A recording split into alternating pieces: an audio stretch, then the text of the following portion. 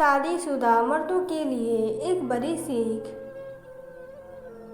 पत्नी ने न जाने क्या किया था कि पति ने उसे एक के बाद एक कई थप्पड़ चढ़ दिए। हमेशा हर सिचुएशन को शांति से हैंडल करने वाली पत्नी भी इस बार इतनी आसान तो उठी कि उसने अपनी चप्पल ही निकाल कर पति की ओर दे फेंकी। चप्पल पति के बालों को छूते हुए निकल गई। यह किस्सा यहीं पर ख़त्म हो सकता था, मगर पति ने इसे अपनी मर्दानगी के विषय बना लिया और बात बद से बदतर होती चली गई। रिश्तेदारों ने भी आग में घी का काम किया। किसी ने कहा, जो औरत अपने पति को चप्पल से मार सकती है वो ना ही तो वफादार हो सकती है और न ही पतिव्रता। ऐसी औरत परिवार ही नहीं पूरे समाज पर कलंक की तरह है। बीवी के पक्ष वाले कहाँ पीछे रहने वाले थे। किसी ने कहा, 21वीं सदी में भी जो स्त्री के साथ मारपीट करते हैं उन्हें तो जेल भेज देना चाहिए। तो कोई कहता, ज़रूर उसको कोई और पसंद आ गई होगी इसलिए अब पत्नी से मारपीट करने लगा है। बात कोर्ट तक पहुंच गई। दोनों पक्षों ने एक दूसरे के खिलाफ केस फाइल कर दिया। पति ने चरित्रहीन होने का तो पत्नी ने दहेज और शारीरिक उत्पीड़न का आरोप लगाया। 2 वर्षों से अधिक समय के लिए केस चला था। इन 2 वर्षों के दौरान दोनों पति पत्नी अलग अलग रहे थे। इन 2 वर्षों के दौरान दोनों पक्ष के समर्थकों की संख्या कम हो गई थी। पहले जहां दोनों पक्षों में समर्थकों का समूह होता था, अब गिने चुने लोग रह गए थे। पति और पत्नी दोनों की आर्थिक स्थिति भी इस समय के दौरान नीचे गिर चुकी थी, जिन्हें वो अपना शुभचिंतक समझ रहे थे। पैसों की बात आते ही उन्होंने भी अपना पलड़ा झाड़ लिया था।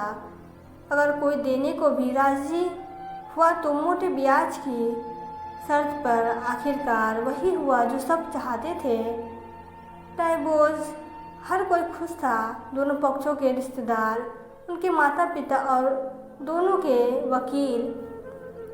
लेकिन 5 साल की सुखद शादी और एक सुंदर बेटी होने के बाद मिले इस डाइवोर्स से पत्नी मुक्त थी और पति शांत। शायद ये एक इत्तेफाक ही था कि इस खुशी को मनाने के लिए दोनों पक्ष के लोग एक ही चाय की टपरी पर बैठे आमने सामने। इत्तेफाक इसलिए क्योंकि ज़्यादातर लोग जो एक दूसरे के विरोध पक्ष को सपोर्ट कर रहे थे वे एक दूसरे को अच्छे से जानते भी नहीं थे। पति पत्नी भी इन सभी से दूर एक दूसरे के सामने मेज पे बैठे। पत्नी ने पति से कहा, अब तो खुश होंगे ना, तुम्हारे मन की जो हुई है मुबारक हो, तुम भी तो आज जीत गई हो, मुझसे तलाक तो तुम्हें भी मिल गया है। पति ने कहा, तलाक को तुम जीत का प्रतीक समझते हो? पत्नी ने पूछा। पति चुप रहा। थोड़ी देर की शांति के बाद पति ने कहा, मुझे तुम्हें 5 लाख रुपए अभी और हर महीने 8,000 देने का आदेश है। अभी मेरे पास पैसे नहीं है, इसलिए हमारा मतलब मेरा जो सिटी में फ्लैट है उसे तुम्हारा नाम कर देता हूँ। पत्नी बोली, लेकिन उस फ्लैट की कीमत तो 18 लाख की है। हाँ, लेकिन हमारी बेटी तुम्हारे साथ है और आगे जाके उसके खर्चे भी बढ़ेंगे, तुम्हारे थोड़ी आसानी होगी। पति ने कहा, नहीं नहीं, मुझे सिर्फ 5 लाख ही देना और तुम हर महीने 8,000 तो देने ही वाले हो ना। मैं मैनेज कर लूँगी। अगर 5 लाख नहीं है तब भी कोई बात नहीं। पत्नी बोली। दोनों फिर से शांत हो गए। पति सोचने लगा, कितनी भोली और समझदार है ये औरत, जो कुछ समय पहले तक मेरी पत्नी थी और अब अनजान। ये वही है जो कम से कम खर्चों में घर चलाती और पैसे बचाकर मेरे जन्मदिन और बर्थडे पर हमेशा मेरे लिए नए कपड़े खरीद लाती। कभी बीमार भी हो जाती तो पैसे बचाने के लिए मुझे मालूम न होने देती और घरेलू नुस्खों से अपना इलाज कर लेती। मगर घर में कोई और बीमार होता तो तुरंत डॉक्टर के पास लेकर जाती। मेरी ही मति मारी गई थी। मैं ही अपनी झूठी मर्दानगी के चक्कर में इतनी बड़ी गलती कर बैठा। पत्नी ने के दिमाग में भी उथल पुथल चल रही थी। अभी भी वैसा का वैसा ही है। पहले भी खुद से ज़्यादा हमारे बारे में सोचता था और अब भी वही कर रहा है। ये वही आदमी है जो मुझे एक्सीडेंट से बचाने के लिए खुद मोटरसाइकिल के आगे कूद पड़ा था और अपनी उंगली तुड़वा बैठा है। पता नहीं कौन सी मनहूस घड़ी में झगड़ा कर बैठी। पति ने मौन तोड़ते हुए पूछा, अब तुम्हारे कमर का दर्द कैसा है? ज़्यादा तकलीफ तो नहीं होती? पत्नी हल्का सा मुस्कुराकर बोली, अभी भी होता है। अब तो पेट में भी क्रैम्प्स उठते हैं। तुम वो होगा ही। तुम योगा या कसरत भी तो नहीं करती हो। अब किसी नाइकेलॉजिस्ट को ज़रूर दिखा लेना।